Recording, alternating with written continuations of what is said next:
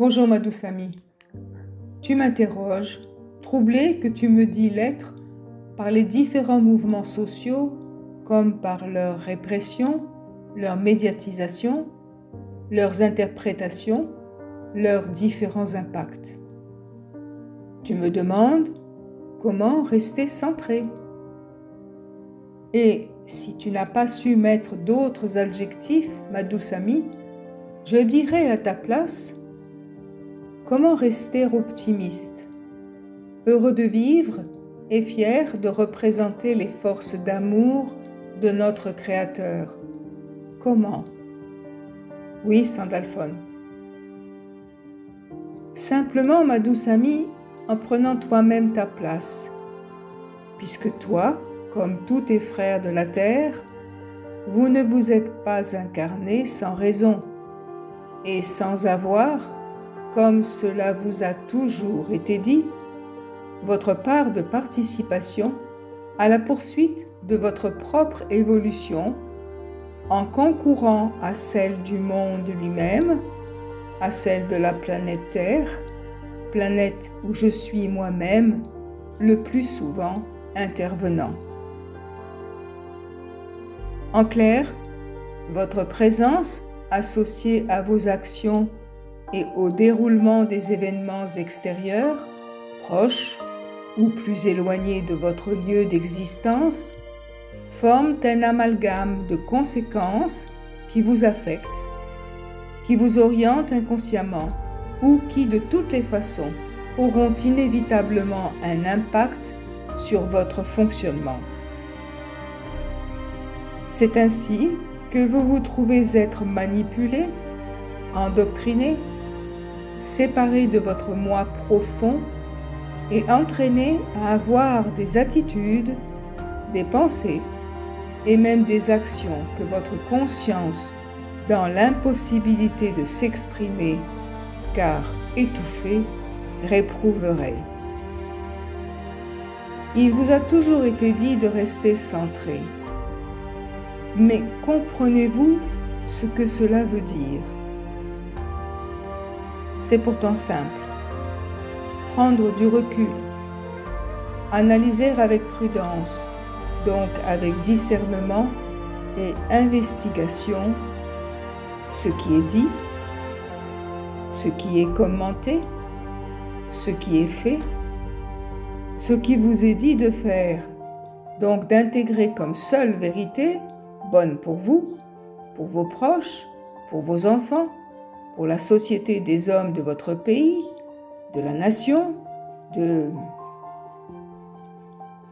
En fait, on vous conduit à ne plus avoir à réfléchir.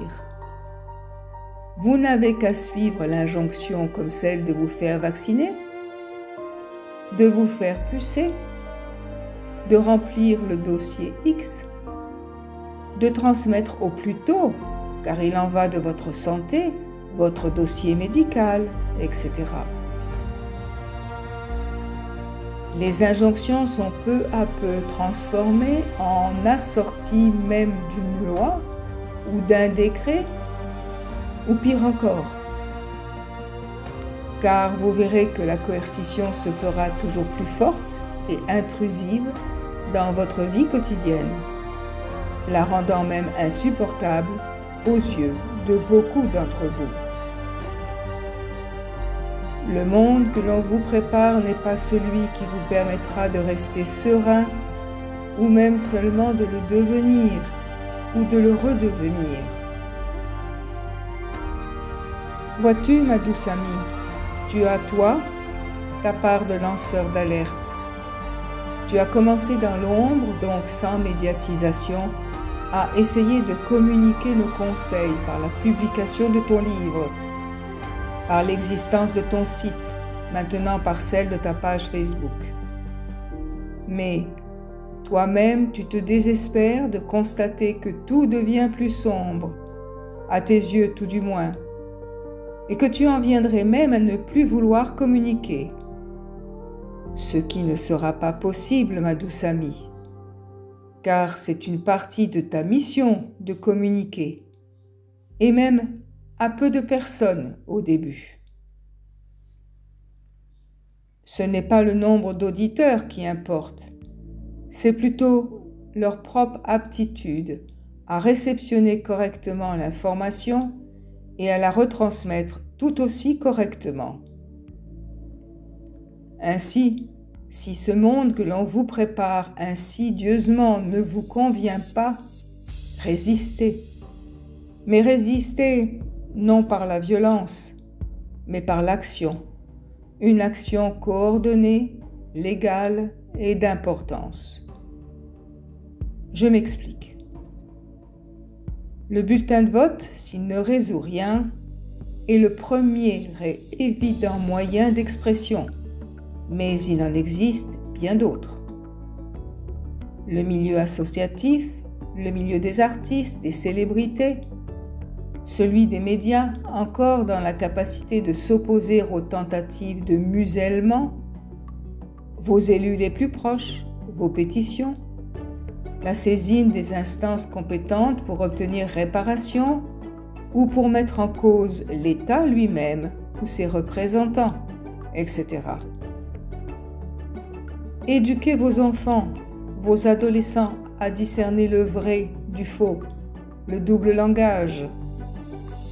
Donnez vous-même l'exemple en rejetant, en contestant, en refusant ce qui vous dérange. Utilisez les réseaux sociaux avant qu'ils ne soient eux-mêmes muselés, etc. Enfin, mes bien chers frères de la Terre, si vous êtes conscient qu'une pensée d'amour a plus de puissance qu'une pensée de haine, mettez plus d'amour dans votre cœur et visualisez avec force et conviction son rayonnement autour de vous. Pour ceux qui croient en la prière, priez mes bien chers frères de la terre. Et je vais terminer ce long discours par une prière que j'ai moi-même conçue pour vous et surtout pour mes frères de la terre qui n'ont pas l'habitude de prier ou qui n'y pensent même pas. Moi, Monsieur ou Madame X, né le, je prie que comme dans la chanson, les hommes et les femmes de cette planète puissent, par une ronde symbolique, établir la paix entre eux par la compréhension, l'acceptation de leurs différences et la prise de conscience de leur origine commune.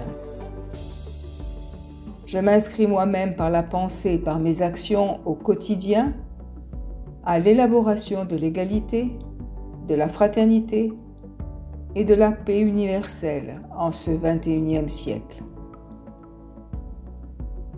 Votre frère de lumière Sandalphon, conscient de vos défis et des obstacles qui vous désorientent et qui vous enferment, soucieux de toujours vous aider et de vous ouvrir les perspectives du changement, vous remercie de votre attention.